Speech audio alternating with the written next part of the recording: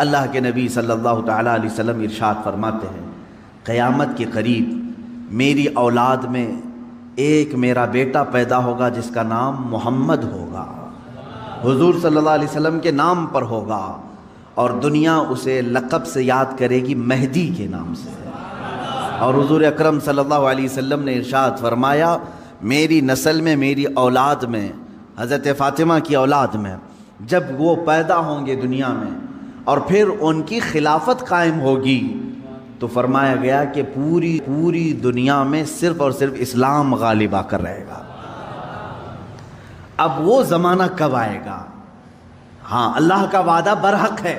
اللہ نے فرمایا یہ دین پوری دنیا پر غالب آ کر رہے گا، چاہے تم پسند کرو نہ پسند کرو۔ اب میری گفتگو کو بھی بہت سارے لوگ ناپسند کریں گے، وہ یہی کہیں گے ایک سمپردائک بھاشن ہے، یعنی ایک دوسرے کے بھید بھاؤ کی بات نہیں۔ عزیزان گرامی وقار، اب رسول پاک صلی اللہ تعالیٰ علیہ وسلم کے فرمان کا مقصد میں آپ کو سمجھاؤں۔ حضور نے فرما دیا، قیامت کے قریب میری اولاد میں میرا ایک بیٹا پیدا ہوگا جس کا نام میرے نام سے مشابہ ہوگا، یعنی محمد، اور اسے پورا زمانہ امام مہدی۔ رسول پاک صلی اللہ تعالیٰ علیہ وسلم کے فرمان کا مقصد میں آپ کو سمجھاؤں۔ حضور نے فرما دیا، قیامت کے قریب میری اولاد میں میرا ایک بیٹا پیدا ہوگا جس کا نام میرے نام سے مشابہ ہوگا، یعنی محمد، اور اسے پورا زمانہ امام مہدی کے نام سے یاد کرے گا، اور وہ پوری دنیا میں، کائنات میں اسلام کو غالب لا کر رہیں گے۔ اسی زمانے میں عیسیٰ علیہ السلام کا نزول بھی ہوگا۔ حضرت عیسیٰ علیہ السلام آسمانوں پر آج بھی باحیات ہیں، یہ ہمارا عقیدہ ہے سارے مسلمانوں کا۔ امام مہدی کے زمانے میں عیسیٰ علیہ السلام اتریں گے۔ یہ کون سا علاقہ ہوگا، اس کے متعلق حدیثیں ہیں۔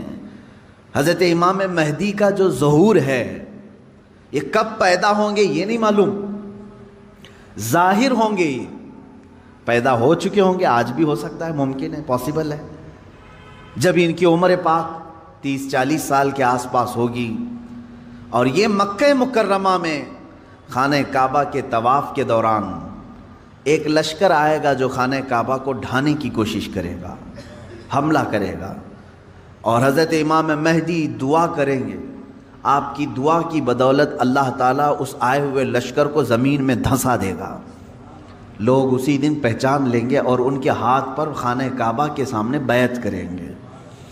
اب یہاں سے امام مہدی کا ظہور ہوگا، لیکن اتنا آسان نہیں ہے کہ سب مہدی مہدی کرتے ہوئے ان کے پیچھے چل پڑیں گے، بلکہ ان کے جانی دشمن بن جائیں گے وہاں کچھ لوگ جو ان کو قتل کرنے کی یا ہلاک کرنے کی کوشش کریں گے۔ امام مہدی اپنے متبعین کو لے کر ملک شام کی طرف چلے جائیں گے۔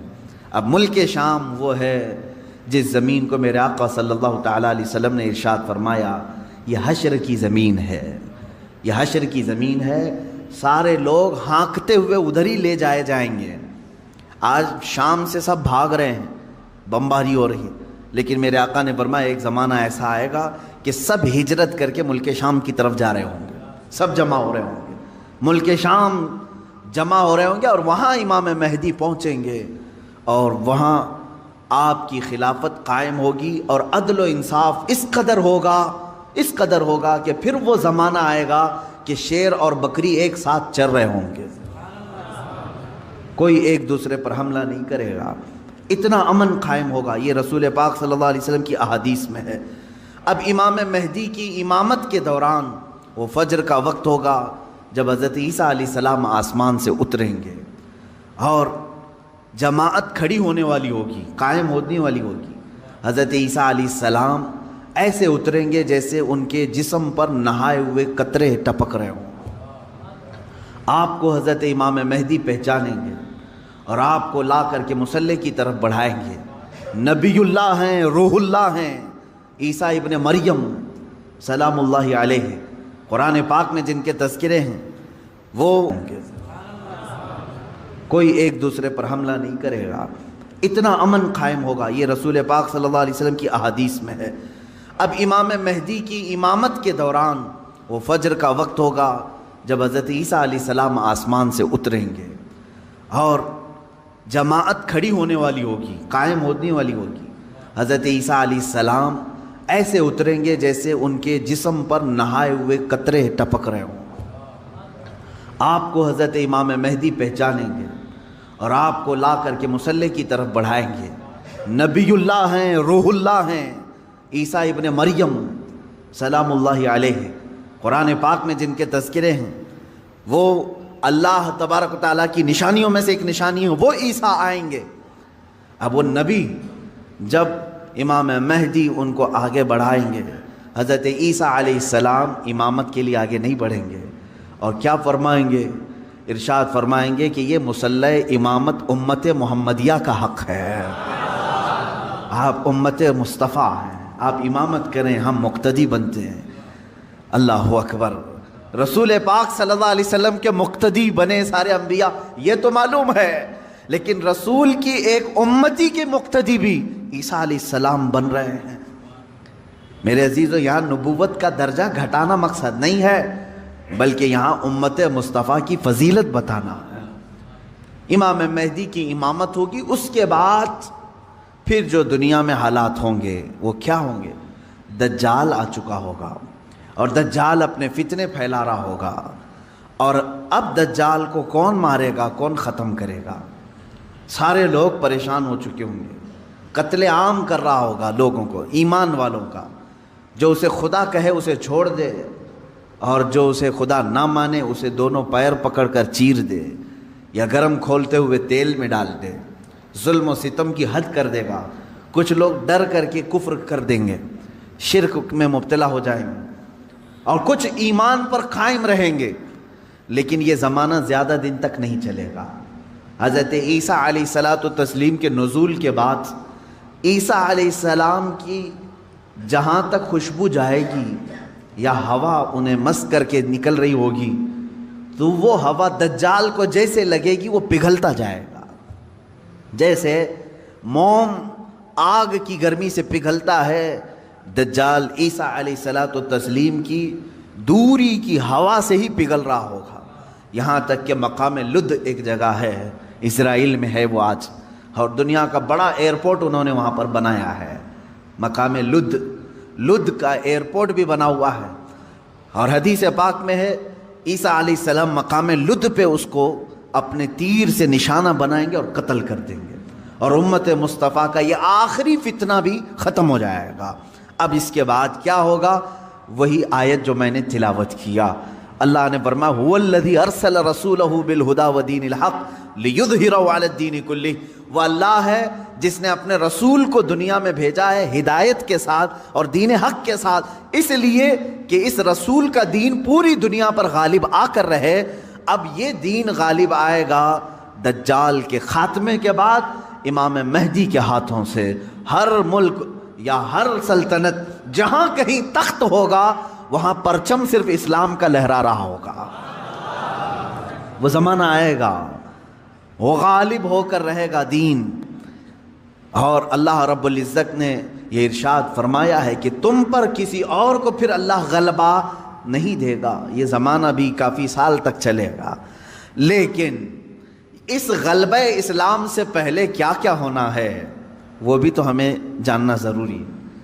آج کے وہی حالات ہیں جو مجھے اس گفتگو پر آمادہ کر رہے ہیں۔ میں نے بات تو کہہ دی، آپ کو حدیث کی روشنی میں بتا دیا کہ اسلام غالب آئے گا پوری کائنات پر دجال کے خاتمے کے بعد اور امام مہدی کے ہاتھوں سے۔ اب یہ دو بڑی نشانیاں حضور نے فرمائی، ایک تو حضور کی آل میں سادات میں امام مہدی پیدا ہوں گے، دوسرے کہ دجال آئے گا۔ یہ دونوں کا زمانہ ایک ہے۔ یہ کب ہوگا؟ کیا اس سے پہلے کچھ نشانیاں ہیں کہ دجال آنے والا ہے؟ میرے عزیزو، ہم سے زیادہ نشانیاں یہودی پڑھ کر کے انتظار میں ہیں، عیسائی پڑھ رہے ہیں۔ ایک بات یاد رکھیں، دجال کے دشمنوں میں ہم ہیں اور عیسائی ہیں۔ وہ دجال کو بھی اپنا دشمن سمجھتے ہیں، عیسائی، وہ اینٹی کرسٹ ہے، عیسائیوں کا بھی وہ دشمن ہے، لیکن یہودی اس کو اپنا مسیحا سمجھتے ہیں۔ وہ کہتے ہیں ہمیں نجات دلانے والا، ہمیں پوری دنیا میں غالب کرنے والا، جیسے آج ہم حدیث پاک پڑھ کر کے کہہ رہے ہیں امام مہدی آئیں گے اور پوری دنیا میں اسلام غالب ہوگا. یہودی یہ کہتے ہیں لوسیفر آئے گا یا دجال آئے گا جس کو وہ مسیحا کہہ رہے ہیں, اور وہ ان کو نجات دلائے گا سارے ظلموں سے اور پوری دنیا میں ان کی حکومت قائم کرنے میں ان کی مدد کرے گا. اور اس لیے دجال کے آنے سے پہلے جو جو نشانیاں ہونی ہیں یہ یہودی خود کر کے دکھا رہے ہیں. کیا ہے؟ بڑی مقدس کتابوں میں یہ باتیں لکھی گئی ہیں. دیکھنا دجال کے آنے سے پہلے دنیا میں ایک بڑی علامت یہ ظاہر ہوگی کہ دنیا حق کو باطل بنا کر پیش کرے گی اور باطل کو حق بنا کر پیش کرے گی. یہ ہے آج سچ کو جھوٹ میں تبدیل کر کے دکھا دیا جائے, شعبدہ بازی, اور اچھے خاصے لوگ بھی, پڑھے لکھے لوگ بھی اس کو جھوٹ سمجھنے لگ جائیں, یعنی سچ کو جھوٹ بنانا اور جھوٹ بات کو سچ سمجھانا. یہ اس کام میں اگر سب سے زیادہ مہارت کسی کو ہے تو یہ دجالی میڈیا کو ہے. میڈیا آج دجال کے آنے کے راستے ہموار کر رہی ہے, اور خود عالمی میڈیا کی بات کر رہا ہوں میں, پوری دنیا کی میڈیا اس میں ملوث ہے. ذہنوں کو ڈائیورٹ کر دینا, اصل مدے سے بھٹکا دینا, یہ کام کون کر رہا ہے آج؟ سب سے زیادہ میڈیا کر رہی ہے. میرے عزیزو, سچ بات کو جھوٹ بنا کر پیش کرنا یہ دجال کے آنے سے پہلے ہوگا اور کثرت سے ہوگا, کثرت سے ہوگا. یوں سمجھ لیں ایک پرہیزگار متقی شخص کو لا کر کھڑا کر دیا جائے گا اور اسے 100 لوگ بولیں گے یہ چور ہے, چور ہے, چور ہے, اور دنیا سمجھنے لگے گی کہ ہاں شاید چور ہے. دنیا سمجھنے لگ جائے گی. یعنی تقریباً 90% لوگ ان کی باتوں پر یقین کرنے لگ جائیں گے کہ شاید یہ چور ہے, شاید یہ چور ہے. اور اسی طرح کسی ظالم منحوس چور کو لا کر کے وہ کھڑا کریں گے اور کہیں گے یہ پرہیزگار ہے, یہ پرہیزگار ہے, پرہیزگار ہے, اور دنیا اس کو پرہیزگار سمجھنے لگ جائے گی. کیا یہ دونوں چیزیں آج کرنے کے لیے پوری social media, internet, news channel نہیں ملوث ہیں؟ اس میں چوروں کو حکومت پر بٹھا کر کے ان کی فضیلت بیان کرنا ہندوستان سے زیادہ ہمیں کہاں نظر آئے گا؟ سب سے زیادہ ہمیں یہاں نظر آتا ہے جو پورے کے پورے ملک کو گبن کر کے بیٹھے, اسے مسیحات اور اسے لوگوں کا ایسا بے کسوں کا کس جس کو کہا جائے ایسا بنا کر پیش کرنا, یہ میڈیا کا رول ہے. عزیزان گرامی وقار, پورے ذہنوں کو ڈائیورٹ کیا جائے گا اور تقریباً یہ جادو کی طرح اثر کر جائے گا لوگوں پر. مثال کے طور پر ایک جادوگر کسی محلے میں آتا ہے, شعبدہ بازی دکھاتا ہے. پہلے تو ہوتا تھا سڑکوں پر ہی کھڑے ہو جاتے تھے, سانپ کا کھیل دکھانے والے, یا کسی بچے کو لیٹا کر چادر اوڑھا کر اس کی گردن الگ کر کے دکھانے والے, یہ شعبدہ بازی ہوتی تھی. لیکن ایک بات یاد رکھیں, لوگ گھیرا ڈال کر دیکھتے تو ہیں, اس میں 90% لوگ صحیح سمجھ لیتے تھے, جبکہ وہ آنکھوں کا دھوکہ ہے. بہت ساری چیزیں اتنے شارپ طریقے سے وہ جادوگر کر کے دکھاتا ہے کہ تمہاری آنکھوں کو دھوکہ ہوتا ہے. لیکن میرے عزیزو, اسی مجمع میں 5 یا 10% ایسے لوگ بھی ہوتے ہیں جو اس کے ان کاموں پر یقین نہیں کرتے. ہے ہر زمانے میں جہاں پر بھی جو جادو دکھا رہا ہے اس کے مجمع میں پورے 100% لوگ یقین کرنے والے نہیں ہوتے. چند لوگوں کے دلوں میں شک ہوتا ہے کچھ تو اس نے گڑبڑ کیا ہے. اب یہ وہ لوگ ہوتے ہیں جن کی عقل سلیم ہوتی ہے اور دل پاک ہوتا ہے, ان کے اوپر جلدی جادو اثر نہیں کرتا.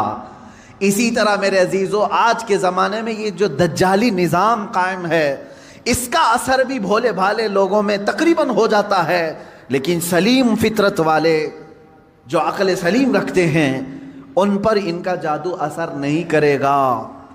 اب آپ سب کو میں پہلے سے آگاہ کر رہا ہوں, اپنے ذہن کو, اپنے عقل کو سلیم بنا کر کے رکھو. یہ کیسے رہے گا؟ اللہ کی باتوں پر یقین رکھو اور اس کے علاوہ جو بھی کہے گا, اللہ اس کے رسول کے علاوہ جو بھی کہے گا وہ سچ بھی ہو سکتا ہے, جھوٹ بھی ہو سکتا ہے, مگر میرے مولا کے قول میں جھوٹ کی طرف شائبہ بھی نہیں, سچ ہی ہوگا. جب تمہارے ذہنوں میں یہ بات آئے گی تو پھر تم دنیا کو 100% ایمان لانے والے، یقین کرنے والے نہیں رہیں گے۔ آج دیکھ رہے ہیں آپ، میں مسلسل پچھلے ایک ہفتے سے دیکھ رہا ہوں، فرانس میں جو گستاخی ہوئی اور اس کے پاداش میں جو کچھ بھی حالات ہوئے سب کو معلوم ہے۔ فرانس میں جو کچھ ہوا اس پر ڈیبیٹ انڈیا میں بھی چل رہا ہے۔ ہندوستان کے ہر نیوز اینکر اس کو لے کر کے گرما گرم بحث کر رہے ہیں، اور کچھ ایسے لوگوں کو لا کر بٹھایا جاتا ہے، مجھے ان کے بارے میں معلوم نہیں، وہ پیڈ ہوتے ہیں یا بکے ہوئے ہوتے ہیں، یا ان کو اسکرپٹ یعنی سکھائی جاتی ہیں، لکھ کر کے دیے جاتے، پتہ نہیں کون لوگ بیٹھتے ہیں۔ آپ کو عام لوگ ہیں آپ، مجھے معلوم ہے، لیکن میں آپ کے سامنے گفتگو کر رہا ہوں، سنیے۔ ایک اسکول کا ٹیچر بلیک بورڈ پر کارٹون بناتا ہے رسول پاک صلی اللہ علیہ وسلم کا، اس کی شکایت بھی ہوتی رہی لیکن وہ باز نہیں آیا، اور اسی علاقے کا کوئی ایک نوجوان اس سے برداشت نہیں ہوا، اس نے جا کر کے اس کا سر قلم کر دیا۔ یہ ہے، معلوم ہے آپ کو، یہ رپورٹ ہے، آپ کو معلوم ہے۔ اس نے سر قلم کر دیا، وہ اس کا اپنا پرسنلی معاملہ تھا، عبداللہ شیشانی جو بھی ہے۔ اب اس کو کیا چھوڑ دیا؟ لوگوں نے چھوڑ دیا عبداللہ کو، بلکہ اسی وقت گولیوں سے بھون دیا فرانس کی پولیس نے، ختم کر دیا۔ دونوں ختم ہو گئے، جن کے دونوں کے معاملات تھے وہ چلے گئے۔ اب میں ایک جملہ کہتا ہوں، تمہارے نزدیک عبداللہ شیشانی ٹیررسٹ ہے، یعنی اس نے سر قلم کیا اس لیے یہ ٹیررسٹ ہے۔ ہمارے نزدیک رسول کا خاکہ بنانے والا سب سے بڑا ٹیررسٹ، ظاہر سی بات ہے۔ اب فیصلہ یہی ہوگا، تمہارے نظر میں جو ٹیررسٹ تھا اس نے اس کو قتل کیا جو ہمارے نظر میں ٹیررسٹ تھا۔ بہرحال یہ معاملہ ہو گیا یا ختم ہو گئی بات۔ لیکن میرے عزیزو، اس واقعے کے بعد فرانس کی حکومت کو کسی ایک کی طرفداری کر کے گورنمنٹ بلڈنگوں پر حضور پاک صلی اللہ علیہ وسلم کے خاکے لگانے کا کیا مقصد تھا؟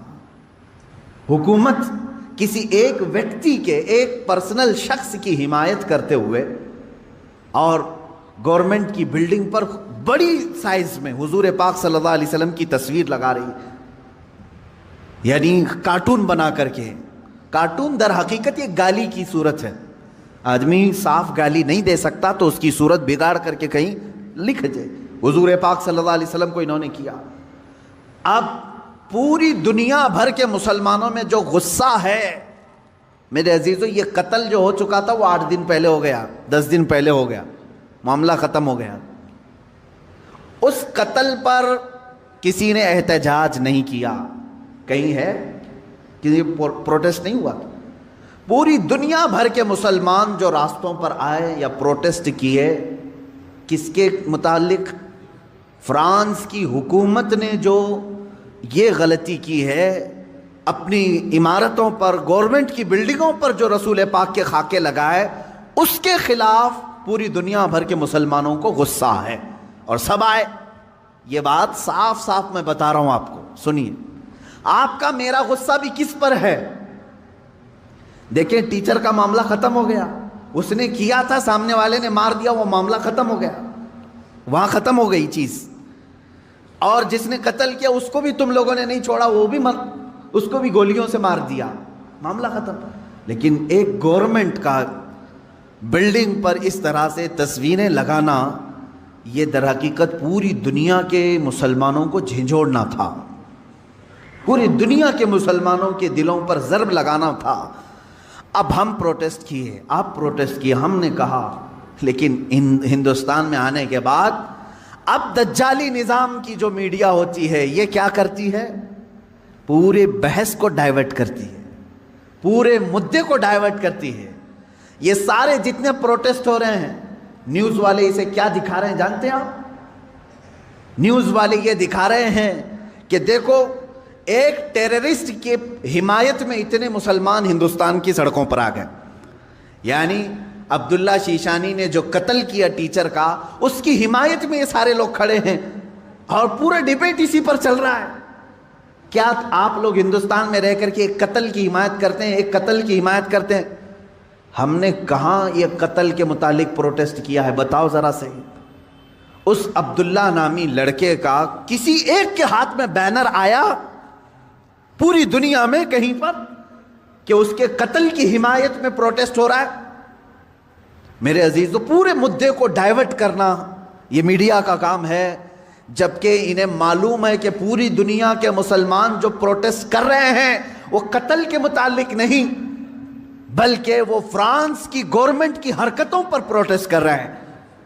اب اس کی ایک مثال میں آپ کو بتا دوں، یہ میڈیا اینکرز یہ کہتے ہیں کہ فرانس کا وہ اندرونی معاملہ ہے، وہ اندرونی معاملہ ہے، وہ چاہیں ان کو فریڈم آف ایکسپریشن ہے، وہ سیکولر ہیں، وہ چاہیں تو کسی ایک ویکتی کی حمایت کریں اور بلڈنگ کی پوری تصویر لگا دیں رسول پاک صلی اللہ تعالیٰ علیہ وسلم کی تصویر سے۔ میرے عزیزو، اگر یہ فرانس کا اندرونی معاملہ ہے تو انڈیا میں ڈیبیٹ کیوں ہو رہا ہے؟ آپ کے نیوز روم میں یہ بحث کیوں ہو رہی ہے؟ آپ یہ سمجھیں اس زمانے کا سب سے بڑا خطرناک جال یہ میڈیا ہے، نیوز کا جو، اب ظاہر سی بات ہے یہ ہماری بھی کلپس اٹھا کر کے چلائیں گے اور پھر ہمیں بھی بتائیں بھڑکاؤ مولانا ہے، سامپردائک پھیلانے والے ہیں، ہماری گفتگو کو کاٹ کر کے پیش کریں گے، ان کا کام ہی وہ ہے۔ لیکن میں آپ کو بتاؤں کہ پورے ہندوستانی مسلمانوں کے دماغ کو ڈائیورٹ کر رہے ہیں کہ تم لوگ جو پروٹیسٹ کر رہے ہو ایک قتل کی حمایت میں کیسے پروٹیسٹ کر رہے ہو؟ ان سے کوئی بھی ڈیبیٹ میں بیٹھنے والا یہ نہیں کہہ رہا ہے، بلکہ وہاں ثابت کرنے کی کوشش کر رہے ہیں قتل ایسا ہو سکتا ہے، ویسا ہو سکتا ہے۔ میرے عزیز، یہاں کہنا تو یہ چاہیے تھا قتل ہوا اور اس کے مقابل میں جس نے قتل کیا اس کا بھی قتل ہو گیا، ہم اس مدے پر بات نہیں کر رہے ہیں، ہم تو گورنمنٹ کے خلاف بات کر رہے ہیں جو فرانس کی حکومت نے اپنی عمارتوں پر میرے آقا کی تصویر کشی کی ہے، ہم اس کے خلاف کھڑے ہیں۔ اب مجھے ایک بات بتائیں، کیا کسی ایک شخص کے کچھ ایسا قتل کرنے کی بنیاد پر پوری دنیا بھر کے 180 کروڑ مسلمانوں کے نبی کی توہین کرنا جائز ہو سکتا ہے؟ جائز ہو سکتا ہے؟